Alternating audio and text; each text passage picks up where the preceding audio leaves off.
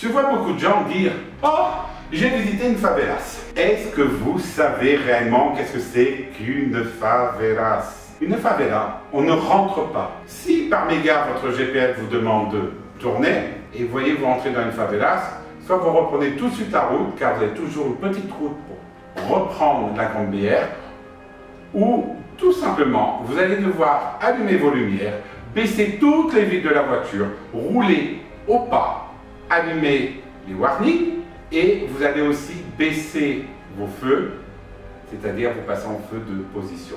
Ici, les trafiquants vont voir que vous êtes rentré par mégarde dans une favelas et tout simplement, soit ils vont vous laisser faire demi-tour, ou soit vous allez vous faire voler une partie, un portable, ou vous allez être abordé et ils vont vous donner des instructions à faire.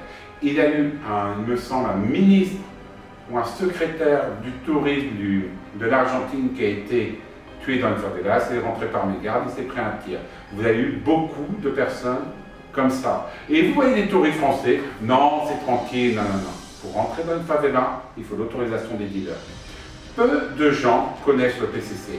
Le PCC, le premier commandement, pavement Vermelho, et c'est ces factions qui contrôlent maintenant la majorité des favelas au Brésil. Comme vous voyez, vous avez l'aspect des influenceurs ou des personnes qui veulent faire de l'influence, regardez comment c'est, et de l'autre côté, vous avez la vraie vie. Et demandez-vous pourquoi, au Brésil, beaucoup de gens roulent en 4x4, en pick-up, dans certaines régions.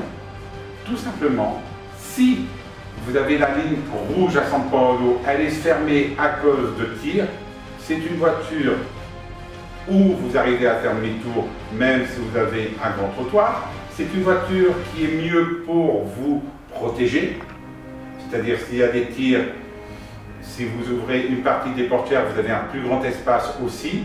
Et une chose, si une catastrophe arrive, c'est-à-dire qu'une voiture va commencer à freiner devant vous et vous voyez que les gens sont armés, ça va vous permettre d'accélérer et de pousser la voiture pour vous dégager de cette situation. Il n'est pas rare au Brésil qui ferment des routes, qui font croire que c'est des contrôles de police, mais en fait, c'est ce qu'on appelle un assalto au Brésil. Il y a beaucoup de choses que quand vous êtes touriste, que vous ne voyez pas, mais quand vous vivez, c'est autre chose.